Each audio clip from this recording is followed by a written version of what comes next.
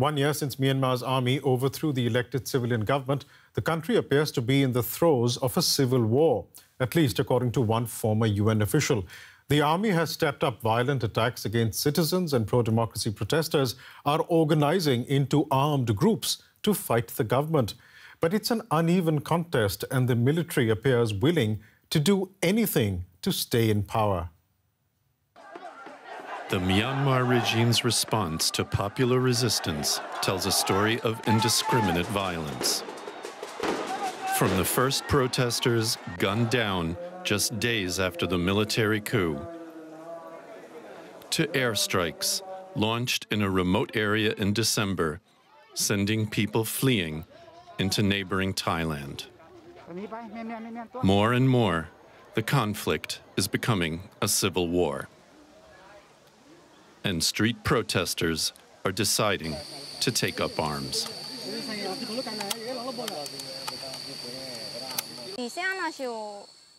We hate the military dictatorship, and we've decided to end it by rooting out the military from the country. We promise to help and try our best to finish them off when the war starts.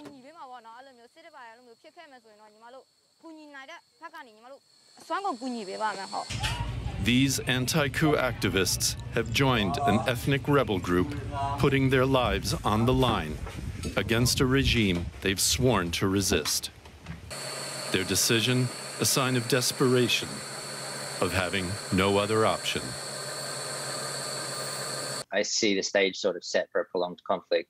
Neither side seems willing to back down. It's just very difficult to see how the conflict will diminish, will reduce in the near term, even in over a period of several years.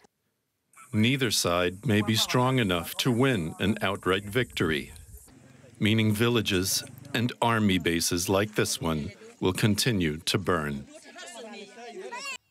And earlier I spoke to Myanmar human rights activist Thet Sway Win, who's on the border between Thailand and Myanmar helping refugees flee the violence.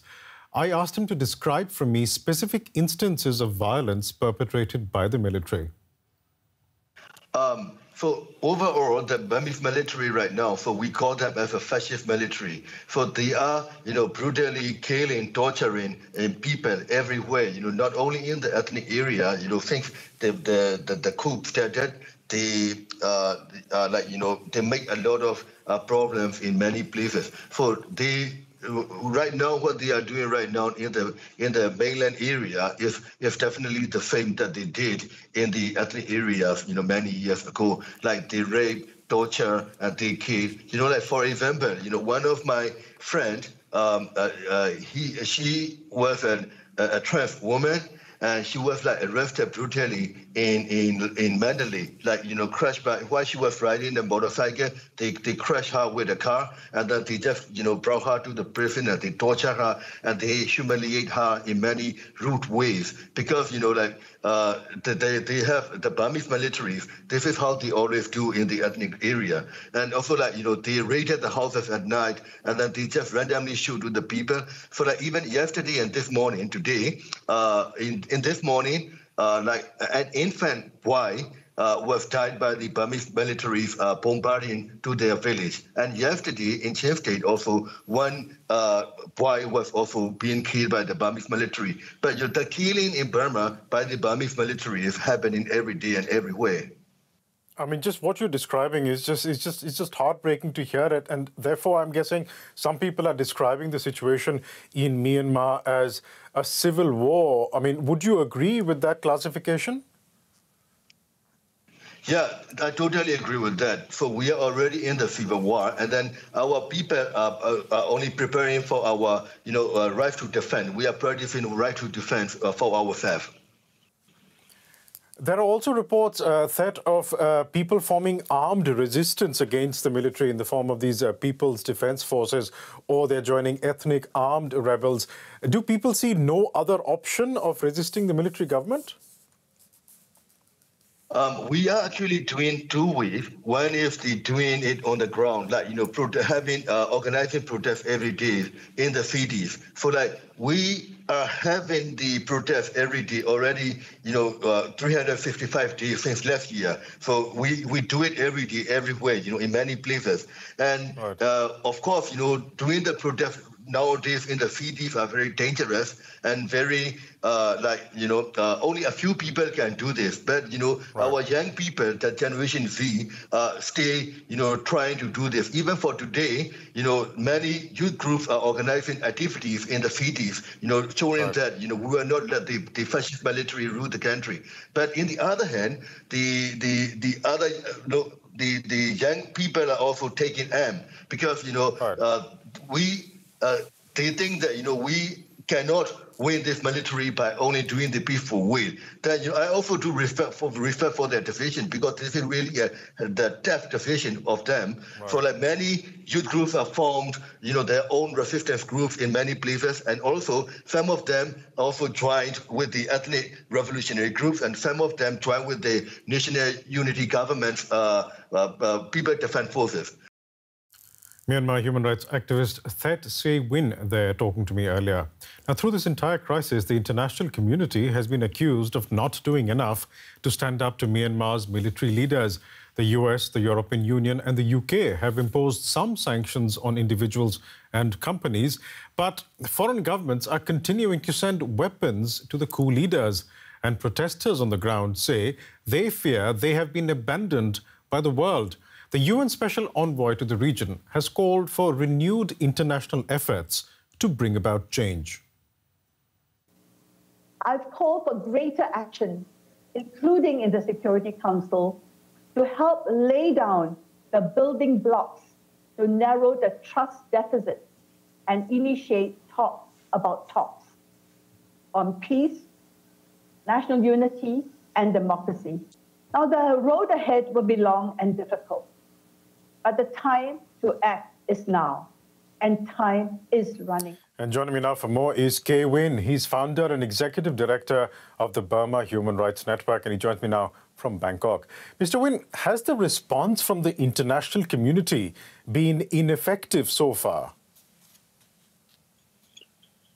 In order to answer your question, I think there isn't any total inaction. There is action, but there has been symbolic action. So what we are asking the international community to have a concrete action that must be effective action. So imposing any sanction effectively. So that need to include Myanmar oil and gas enterprise, something that generating millions of dollars and millions of money going into the military's pocket, which they spend the money to buy the weapons. And also international arms embargo, which is crucial to stop the military from committing cruelties in Burma. But yet this hasn't happened in the past year and some 1,500 civilians have been killed. Why is the international community hesitant to impose such targeted sanctions and these arms embargoes as you're demanding? I mean, so far, the sanctions coming from EU and US and UK and Canada, but you see that it is not only enough. But UN Security, first of all, UN Security Council, you don't see any roles of UN Security Council in this crisis. It totally failed. UN Security Council has been failed totally for Burma. So what we are seeing is international community is divided. Like China and Russia is one side, and they try to support and stand with the military, despite the military is committing heinous crime against humanity. And we launched a report today called Brazen Tyranny of Myanmar military. In this report, we clearly identified how the military committing genocide, committing crime against humanity, the widespread, the very systematic. No, please go on, sir. Yeah. So the military is the way it's conducting the cruelties and the atrocities, mass killings and murders and arson attack on the villages is quite similar, very same way. It is a very systematic and very similar way the way the military committed genocide in Rakhine State against the Rohingya people. So, which indicate is I'm sorry to interrupt you, sir. We were just talking about this, in fact, with an activist who was on the Thailand-Myanmar border about the atrocities of the military. But I just wonder, just to go back to the point that you were making earlier about a divided international community, and you talked about China and Russia being on one side and other countries being on the other side.